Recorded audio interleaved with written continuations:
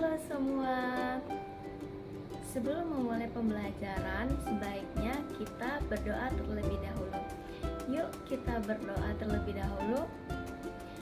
Bismillahirrahmanirrahim.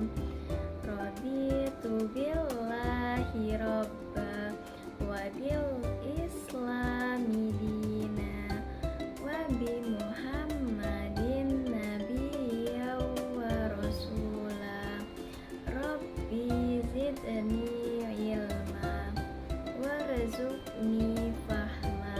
Amin. Baik, ada yang tahu tidak sekarang kita akan belajar mengenai pembelajaran apa? Yaps, kita akan belajar pembelajaran IPA. Ada yang tahu kepanjangan dari IPA itu apa? Betul sekali, yaitu ilmu pengetahuan alam. Untuk materinya, kita akan belajar mengenai siklus air. Apa sih yang dinamakan siklus air itu? Ada yang tahu?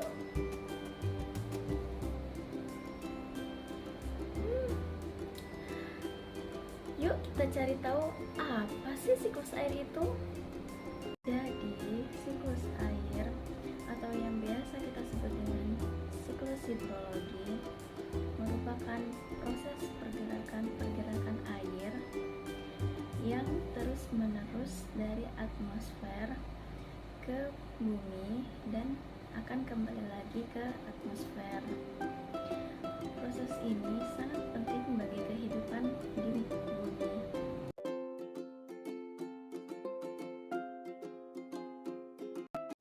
Perhatikan gambar berikut ini. Tahukah kalian, air yang ada di danau, sungai, atau lautan nantinya akan mengalami penguapan karena panasnya sinar matahari.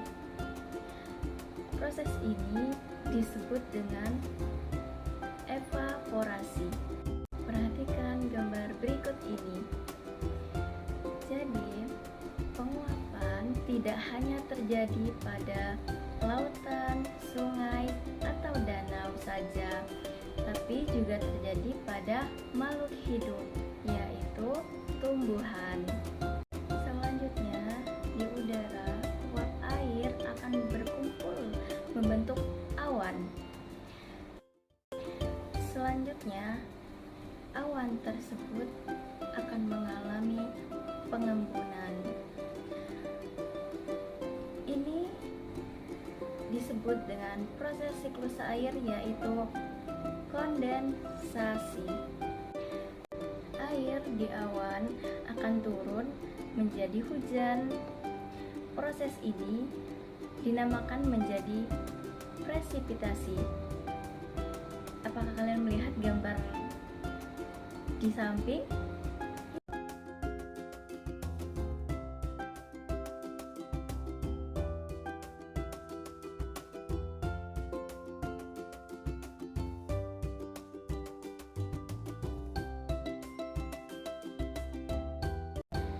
Proses masuknya air ke dalam tanah melalui permukaan tanah.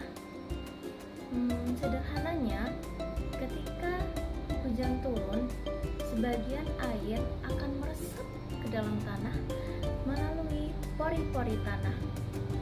Proses ini sangat amat penting pada siklus hidrologi karena mempengaruhi ketersediaan air tanah, aliran sungai, bahkan cuaca. Proses ini disebut dengan infiltrasi. Apakah kalian bisa melihat gambar di sebelah saya?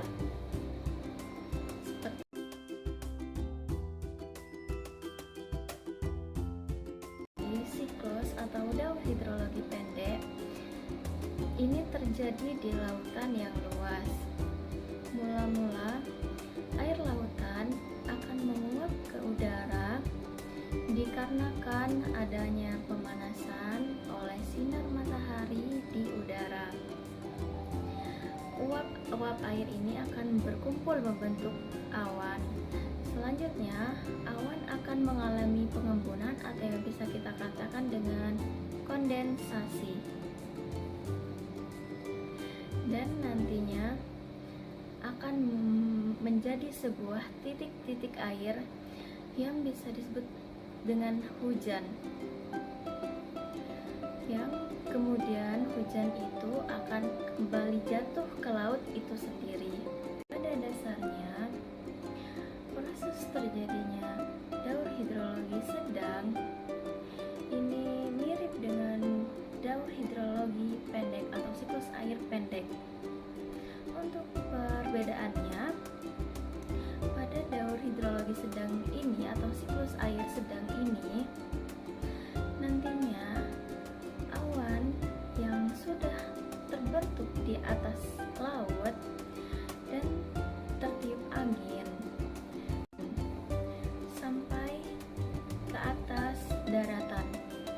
Kemudian dikarenakan pengaruh suhu yang dingin di udara, jadinya awan tersebut akan mengembun dan akan menjadi sebuah titik-titik air yang biasa kita sebut dengan hujan yang akan jatuh di atas daratan. Siklus air panjang atau yang bisa dinamakan dengan daur hidrologi panjang. Pada proses siklus air panjang ini, adanya pengaruh suhu yang sangat dingin, awan yang telah melalui pengembunan atau yang dinamakan dengan kondensasi akan berubah menjadi salju yang terbentuk di angkasa. Salju itu kemudian akan turun ke bumi sebagai hujan salju atau ya hujan es salju atau es. Ada yang jatuh ke tanah dan ada pula yang jatuh ke sungai atau danau apabila suhu udara cukup panas.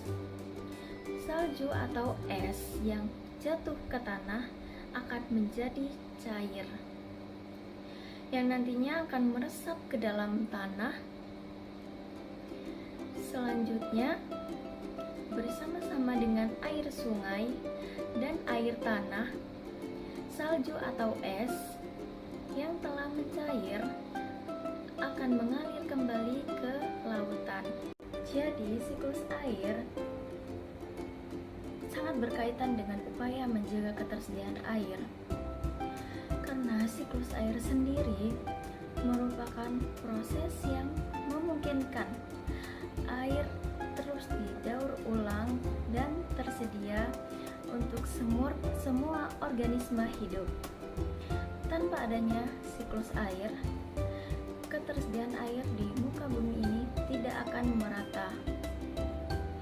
Nah, jadi siklus air merupakan proses yang sangat amat penting bagi kehidupan kita. Kenapa? Karena memungkinkan ketersediaan air bagi semua organisme kehidupan dan mengatur pola cuaca di planet kita ini. Jika air tidak mendaur ulang dirinya sendiri secara alami, kita akan kehabisan air bersih yang sangat amat penting bagi kehidupan. Ada yang tahu kegiatan apa yang bisa berdampak positif ataupun negatif terhadap siklus air? Ya, betul sekali. Kalau negatifnya itu seperti membakar hutan, menebang pohon sembarangan, membuang sampah sembarangan. Untuk contoh yang positif itu kita bisa melakukan reboisasi dan semacamnya. Pembelajaran pada kali ini sudah selesai. dengan materi pembelajaran yaitu siklus air. Di pembelajaran kali ini kita membahas apa saja sih? Betul sekali. Pembelajaran kali ini kita membahas tentang proses terjadinya siklus air, kemudian macam-macam siklus air, dan keterkaitannya siklus air dengan upaya menjaga ketersediaan air. Baik, pembelajaran kali ini sudah selesai. Kurang lebihnya dari